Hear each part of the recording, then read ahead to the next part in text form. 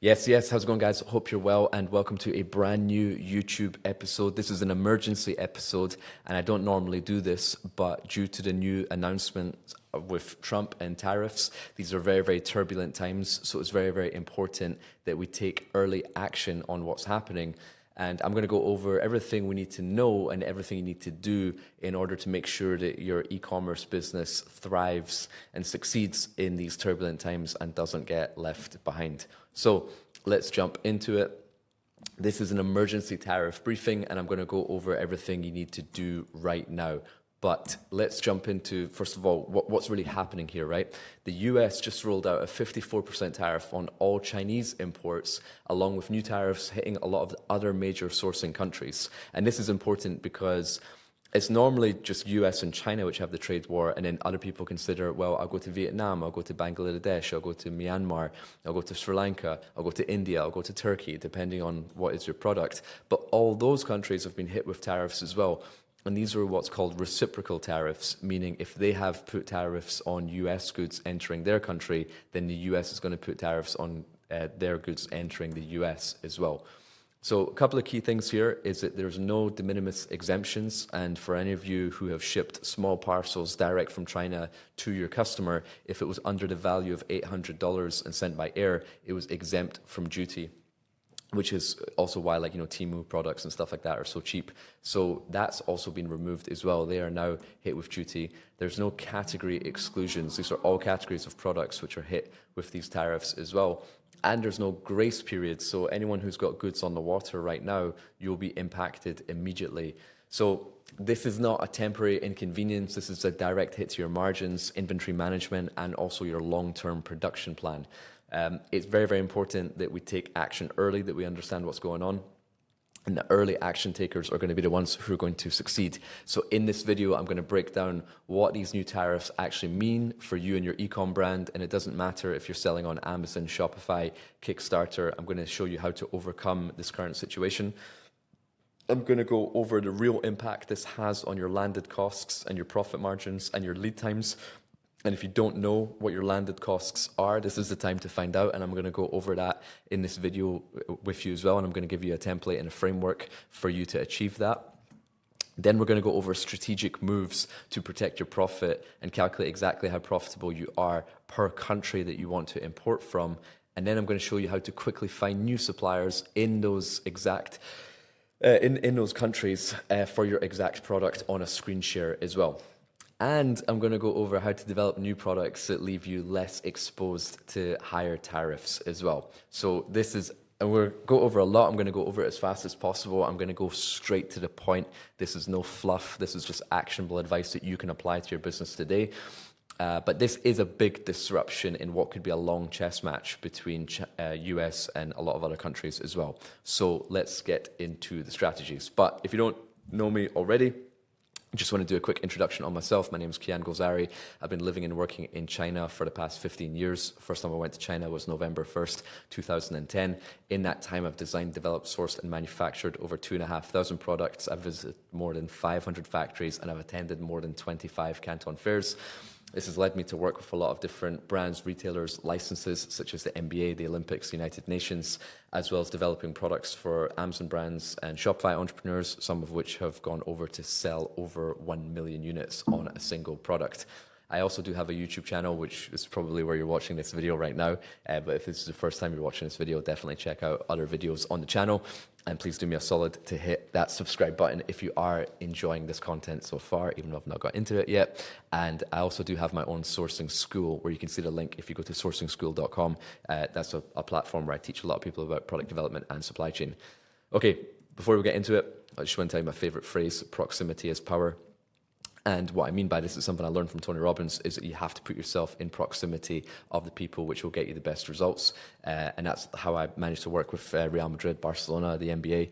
And I cover a lot of those strategies across my YouTube channel as well. But my point is, just by you guys listening to this episode today, you're putting yourself in proximity to get the best results. So thank you very much for tuning in today. I really, really appreciate it. Now let's dive in.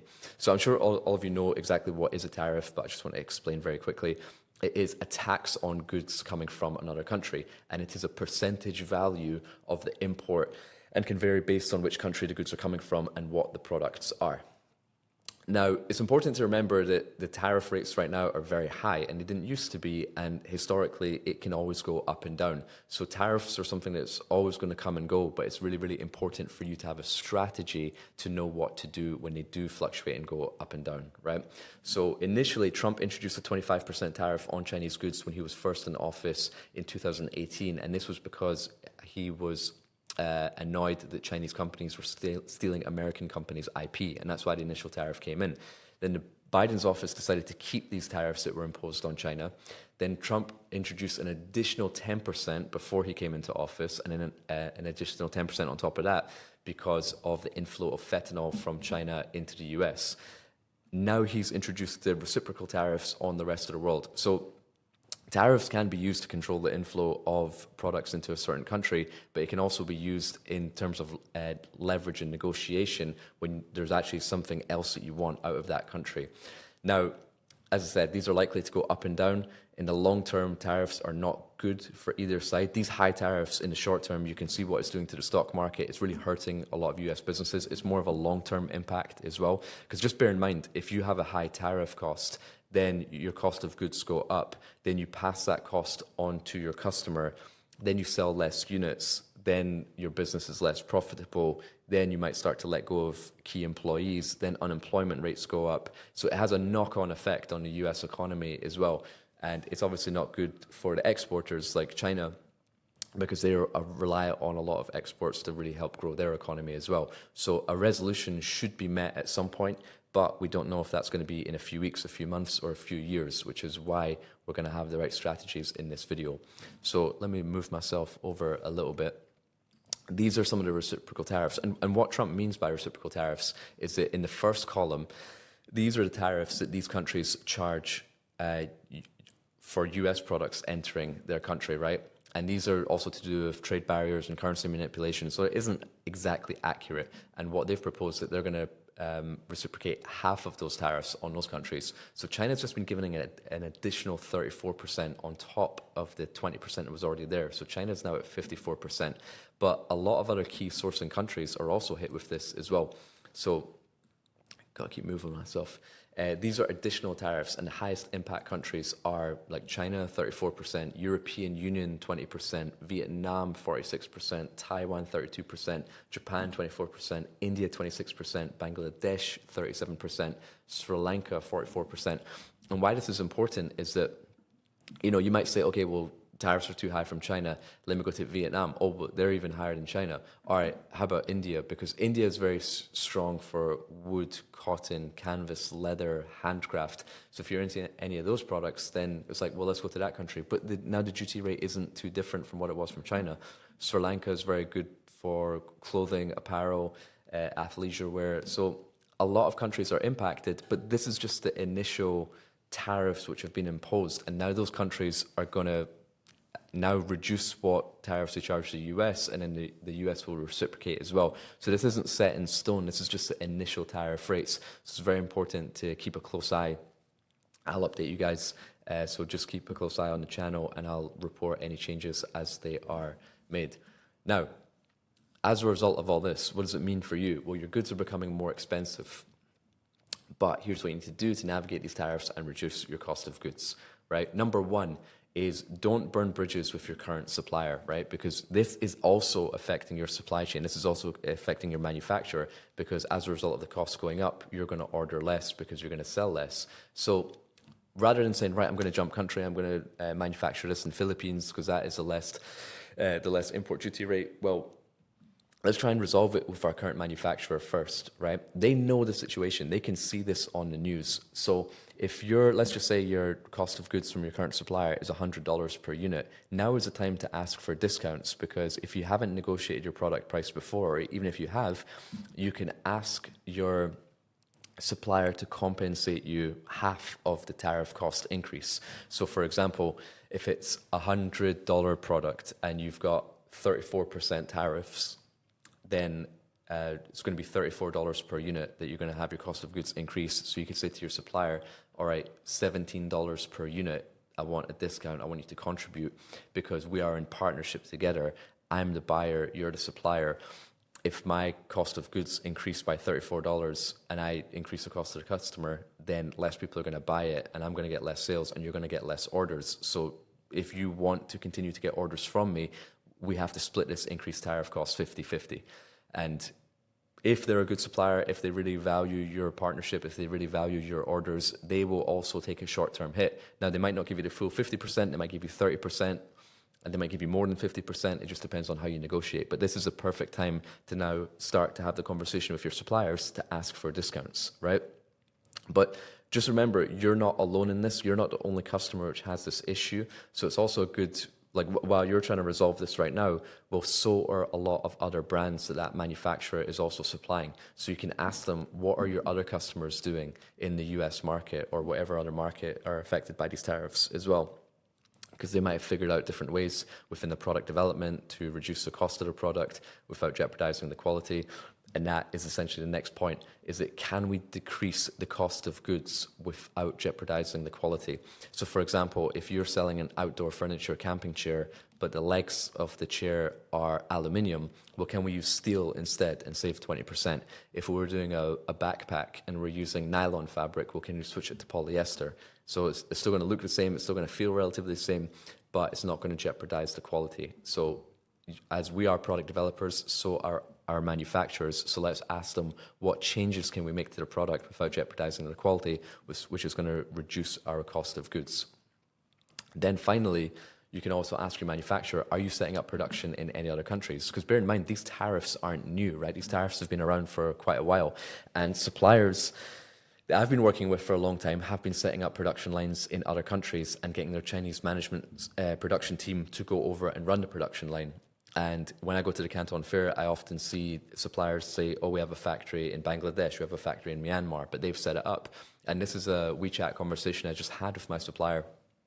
And I was having a meeting with them, and my supplier said, hi, Kian, I'm going to Vietnam tomorrow. I'll miss a meeting. Can we do it on Friday? I'll come back on Thursday. I was like, yeah, sure, let's do Friday. Have a great time in Vietnam. I thought he was going on holiday. He goes, thanks. I just set up a new factory there. I was like, wow, that's incredible. I'd love to check it out. So our suppliers are also being proactive. So rather than saying, right, I'm leaving my Chinese supplier, talk to them to say, are you considering setting up production in other countries? What are your other customers doing? Let's talk about discounts. Can we reduce the cost of goods without jeopardizing the quality? So here's some quick things that we can do with our current supplier, right? Now, let's go number 2. It's very, very important to have a China plus one strategy, meaning China is most likely the best place for you to produce your goods, right? But then there's another country after China because of all the tariff situations, because China seems to be the hardest hit with all of this, right? They're always going to be the one involved in the trade wars. So it's very important to have another factory outside of China, right? But we can't just say, oh, I fancy Bangladesh, or I quite like India, or let's try Turkey. It's very important to choose carefully which country you should go to. And to identify that, we want to find out which country specializes in the raw material of the product that I make, right? So for example, I mentioned India. India is very strong for cotton, canvas, wood, handcraft, leather. So if you're doing leather gloves, India is a great next best solution for you to go, right? And then you can start to look at the import duty rate of those countries. But remember, those import duty rates are not final because they're going to fluctuate a lot based on now those countries entering into negotiations with the US. Now, if you're wondering, well, how do I find out, which countries specialize in raw materials or where are the market leaders in my industry manufacturing their goods outside of China, I use a website called Import Yeti, which is totally free. And I want to show you live on a screen share how we can see where the industry leaders manufacture the goods. So let's jump into Import Yeti real quick. As I said, this website is totally free. Just go to importyeti.com. And let's take the backpack example, right? If I want to find out who is the North Face's backpack supplier, which countries are using, which HTS codes are using, I can find that out from Import Yeti. And basically what this is that any shipping document, any container that goes into the USA, the shipping document, which is called the Bill of Lading document, for some reason in the USA, that is deemed as public information. So Import Yeti have scraped the shipping records of everything that goes into the US and they've put it on this website, which allows you to access who are these suppliers. So if we go to Import Yeti and we type in the North Face, a company that everyone knows, then it says the total shipments are 21,000. Yep, that's the address. So we click on the North Face, and then here we can see month by month how many shipments that they do. And then here are all their suppliers for their categories of product. So we can see that they have a supplier here in Bangladesh, one in El Salvador, Indonesia, Vietnam, Guatemala, Indonesia, Cambodia, Nicaragua, El Salvador, China, and then we can scroll down and show more, and it tells us how many shipments they do per supplier as well. So it's ranked them in order of their best suppliers, and then here it tells you the category of product that they're doing. So here we've got backpack, hoodie, ready-made garments, men's knit pullover, jackets, backpacks again. So many different suppliers for a wide category of different products. And then if, like I said, if we want to find a backpack supplier, I can just hit Control and F and type in backpack. And then it brings up the list of all their backpack suppliers. Let's see, go to the top. Right, okay, so backpack. They've got one in Cambodia here. Let's see any other countries. So there's got this one, Pangkuk, in Indonesia. So let's check out the Indonesian supplier, right? So if we click on them, now we can see how many shipments they do per month and which are the brands that they supply. So their biggest customer is Michael Kors. They also supply North Face, Adidas, Eagle Creek, Lululemon. So, okay, those are brands that I align with. So I'm interested to talk to the supplier. And then all we would do is just do a Google search. You can just search their name, search them on Alibaba, and Google search their name, and it brings up Google listing for them. And here you have their factory information. You can go on their website here. You can go on their Instagram. So it gives you a lot of fantastic information. That's just a quick demo, and it's better. You can only find out the information if they ship products to the USA, the brands that you're looking at. So don't look for like small little Amazon brands. Look for the market leaders and analyze, which are the countries that these guys are manufacturing in. So hope you enjoyed that quick little Import Yeti demo. Now let's get back to the presentation. Okay, so hope you enjoyed that quick little Import Yeti demonstration and how we can have a China +1 strategy. And another thing which is very important to do is figuring out the exact landed cost of your item as well, and then being able to price up China versus other countries as well. So chances are you were producing your goods in China, but now you're going to get prices from Myanmar, India, Turkey, Bangladesh, Cambodia, and it's very important to be able to quickly analyze what are the cost of the goods from those countries, the cost of the product, but then also the import duty, and then also the shipping rates as well, so you can figure out your exact landed cost. Now, this might seem like a lot of work, but it's actually really simple, and I have my own costings calculator and training within my own school community, sourcingschool.com.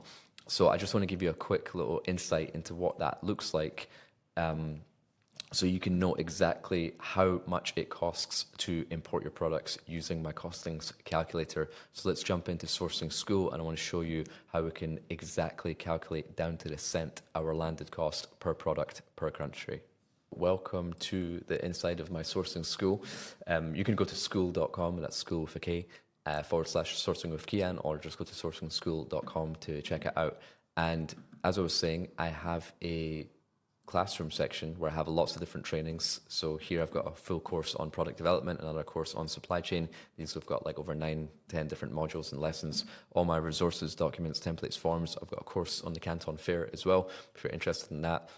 Twice a week I do office hours, which is a Q&A session where you can ask any question you want, and they're for different time zones as well, and all the recordings are posted here as well. So for the last call, we've got notes on it, AI notes, you can jump to any of it. And then also for Australia, we have separate calls as well, and for the Asia time zone. So going back to the classroom section, there's also terms and conditions, qualifying your manufacturers, checklists, purchase order templates, pre-shipment inspections, lots of other stuff. Anyway, product profitability is what I want to focus on today. And in here, I've got a 17-minute training video on this document here, which I created to find out, for you guys to find out exactly how profitable your products are. So let me make this a little bit bigger. And all the fields in yellow are what you can change, and then all the fields in gray is what's calculated for you. So if we jump into this real quick, if we want to order 1,000 pieces, and you can change that, let's say 500 pieces and everything updates, but let's just say 1,000 pieces, right? And our product cost is $100, just to keep it simple. our retail price is $100. That's what we're selling it for. Now, our manufacturing cost of goods is $23. And based on us ordering 1,000 units, that's going to cost $23,000, right? Then let's just say the supplier gave us a mold cost, a tooling cost of around $3,000. That's going to add, $3 per unit. If that was to be $5,000, then it adds $5 per unit. If it was zero, it would be zero. So we can just play with that based on the quotes that we get from our manufacturer. Then, they might have charged you for samples in the past, the freight of samples and the cost of samples. Let's just say that's $500. That's going to work out to 50 cents per unit. And this is all for the first production run, right? And then let's say the freight cost, the container price, let's just say all in is $4,000. But based on you ordering 1,000 units, that's going to be $4 per unit. If you were ordering 500 units and your container cost was $4,000, notice how it jumps up to $8 and doubles in cost. So it gives you very good insights as you play around with the numbers, how much exactly everything's costing you.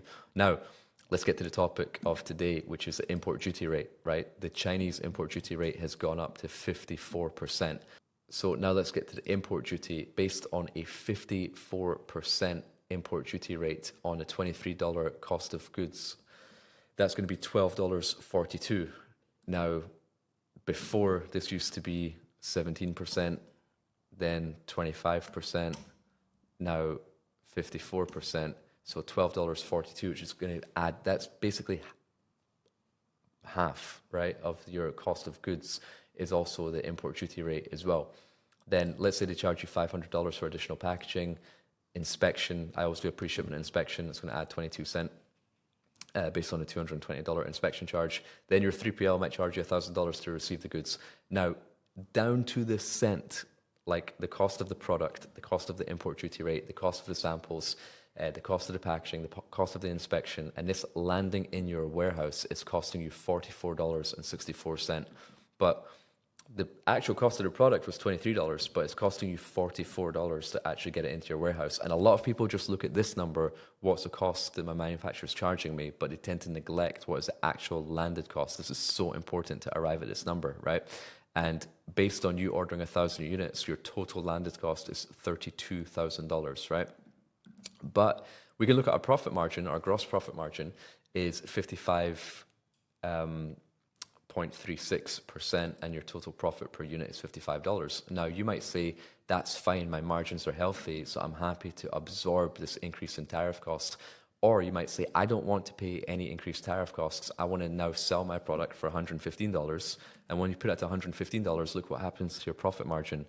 So now it jumps up to 61%, and you're making $70 profit per unit. So this allows you to really figure out what is your total landed cost based on the country that you're importing from, right? And what we could also do is take this bottom slide, this slide, and then duplicate it, and then just name this one Philippines, do another one Bangladesh, do another one India, and then play with the different import duty rates, and then see what is the import duty rate per country. But you're also going to change the unit cost per country as well. And now we can compare.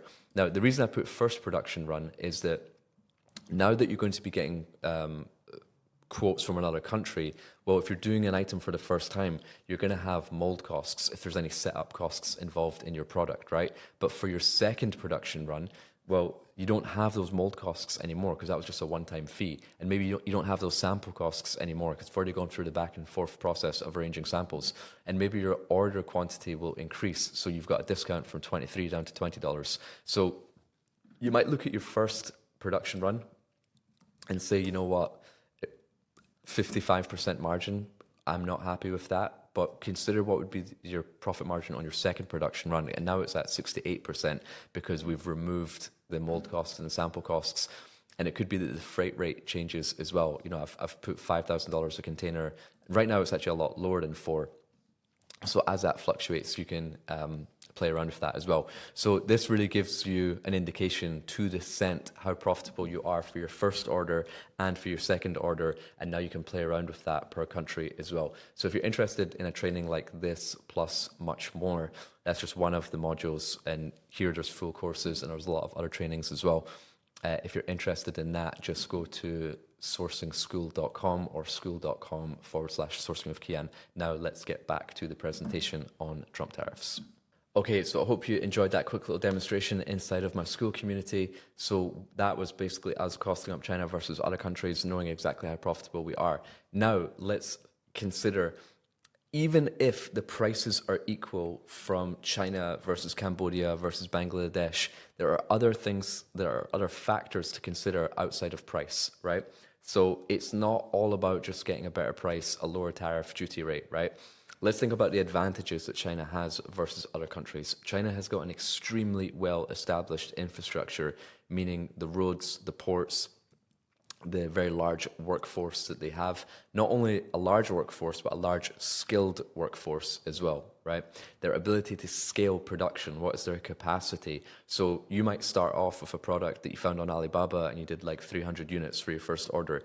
Then it went up to 1,000 units. Then it went to 1,000 units a month. Now it's 10,000 units a month, right? With China, you can quickly, rapidly scale production. But if you find a factory in Myanmar, Vietnam, Bangladesh, Philippines, well, okay, they can maybe get you a good price, but can they do 10,000 units a month, right? Do they have, you see the production lines in China, you see the large volume of machinery that they have, you see the large workforce that they have. You know, if you go on Alibaba, and you click on verified suppliers, you can see the number of workers that they have in the factory. Some have 50 workers, some have 100 workers, some have 1,000 workers, some have 2,000 workers. So based on your scale of production that either you have or you're striving for is very important when you go to these new countries to ask them what is the scale of their production.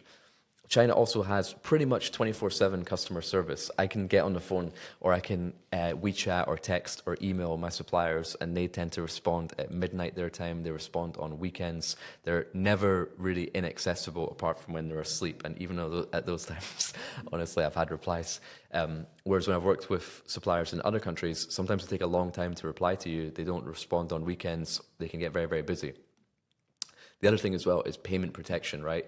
The value of our order, let's say it's $25,000. Well, are you happy to wire $25,000 to a supplier in Bangladesh, right? What payment protection do you have? Whereas when we use websites like Alibaba, we can get trade assurance, you know, we can do payments on a credit card, we can do a letter of credit. So there's a lot of payment protection that we can get using Chinese suppliers as well.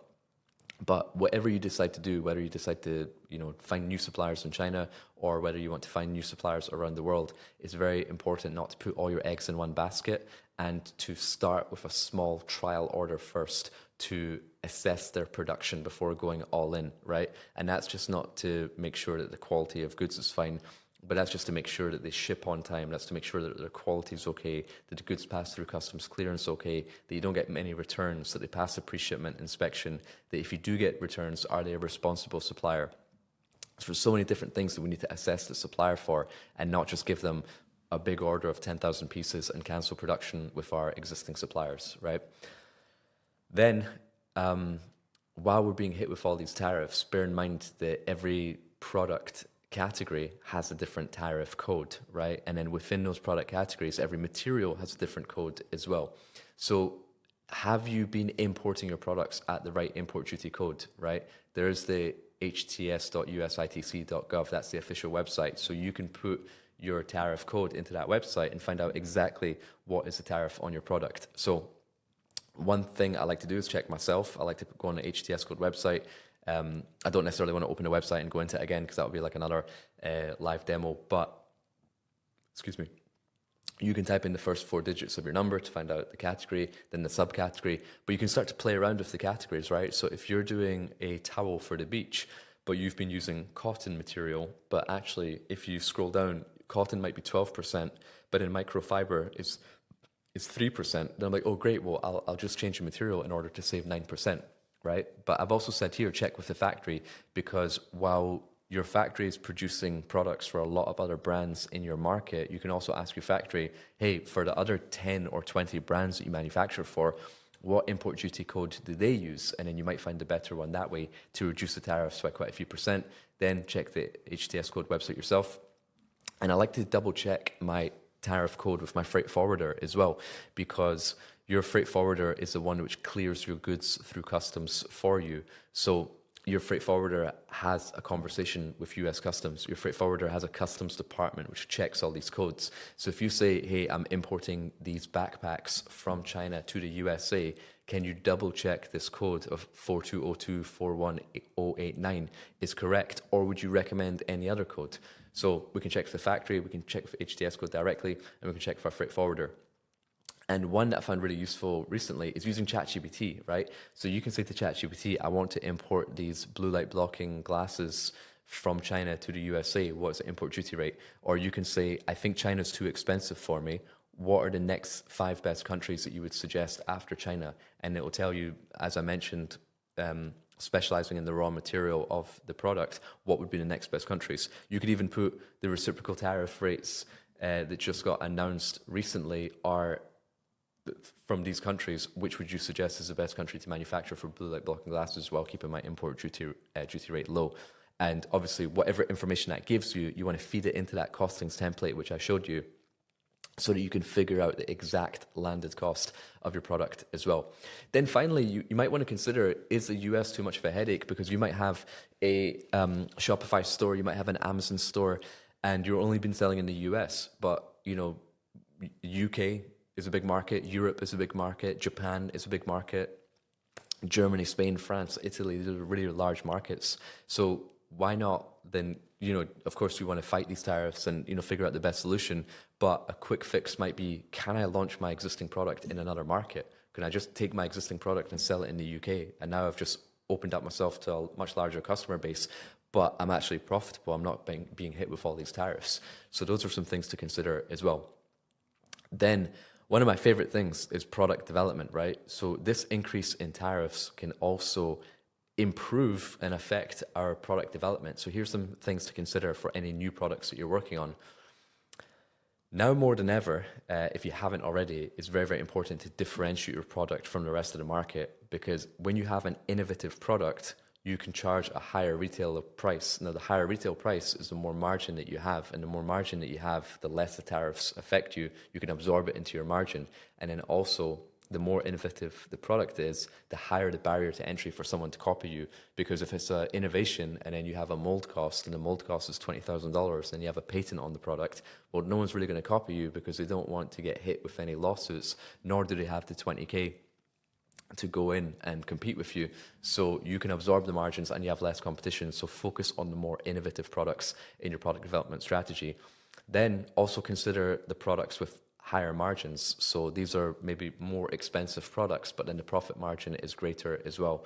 So it's important to know your profit margins, like we looked at with that costings calculator, and then decide if you want to temporarily absorb these higher costs. Because as I said at the start of the video, these tariffs are not sustainable. This is not going to last forever. This is just a short-term negotiation, bargaining power tool and leverage tool. So if you can ride this out for longer, meaning you can just absorb these costs and absorb these reduced margins for now, your competitors will fall off. And then when the tariff rates go back to normal, then you always maintain that position and you rank number one online. Then what you also want to do is work closely with your suppliers on product development to release new products that they have been working on, right? And the Canton Fair is perfect for this, and that's where this image is from. So it's my good friend Andrew. And if you are interested to come to the Canton Fair, I go every 6 months, and I've got loads of YouTube videos on my channel about the Canton Fair. And I've got a Canton Fair course within my school community as well. And I do meetups in the Canton Fair in Guangzhou every time I'm there as well. So if you're interested in any of that, let me know. If you want more information about the meetup in Guangzhou, just DM me on Instagram. I've put my Instagram there, Kian_JG. Just hit me up on that. Let me know what you thought about this episode, whether you like it or not, whether you got some good value from it, or if there's room for improvement. But just DM me on Instagram and just say I'm here, I'm heading to the Canton Fair, and I'll send you details of the event, which I'll be hosting for you there. But while we develop products, so do our manufacturers, right? And if you can work with the manufacturer to say, hey, what are you guys working on? What's new for this year? And they tend to bring these new products to the Canton Fair, which is why I mention it. But if you're just talking to them online, just say, what are the new products that you're working on? And they might say, well, you know what? We've got this really cool product that's working well in Japan, or we've got this really cool product that's working well in Germany. Why don't you try it for your market? So we can actually not come up with the new products, but benefit from our manufacturers' product development expertise, and then launch new products as well, and get that first mover advantage to really help us differentiate from the competition and avoid the tariffs. Then As I talked about on the HTS Code website, the materials that you use in your product can greatly play a part in the import duty rate, right? So I always request what's called a bill of materials, a BOM, from my factory on any product that I'm developing. Now, normally, because I'm so involved in the product development process, I dictate to the factory what materials they should be using. But if you don't know what materials are in your product, now is the perfect time to ask your factory for them to send you a bill of materials. And then use the HTS Code website to identify if there's any materials that you can change to get a lower import duty rate. And as I said, I've got a full product development course in my school community as well, if you want to dive really, really deep into product development as well. So let's just summarize a little bit of what we talked about. Tariffs are going to go up and down. Don't burn bridges with your current suppliers. Work with them. Have a China plus one strategy. Consider the other advantages of working with China, just apart from price. Price is an important factor, but it's not the only factor. Look carefully at the correct import duty code and then focus on your new product development. So those were 6 big topics that we covered, which should really, really help you navigate these tough times with tariffs, right? Just if you want to get in contact with me, if you took value from this video, I'd greatly appreciate. If you like the video, it will help with the old YouTube algorithms. And if you have other friends in e-commerce, please send this video to them. Please share the video with them because they will greatly benefit as well. And we should all help each other out to navigate these tough times. Hit me up on LinkedIn, Instagram, Kian_JG, and also I'd love to see you inside my sourcing community as well. So that's it for me today. Hope you enjoyed the video, and let's all get together and help each other and crush these tariff situations and have very, very profitable e-commerce product. All the best. See you soon, and I'll see you guys on the next video.